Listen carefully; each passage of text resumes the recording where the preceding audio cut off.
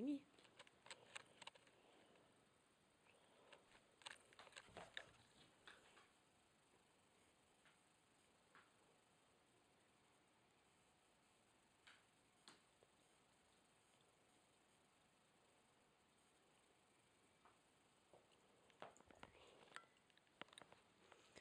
Und da ist das Bärchen wieder.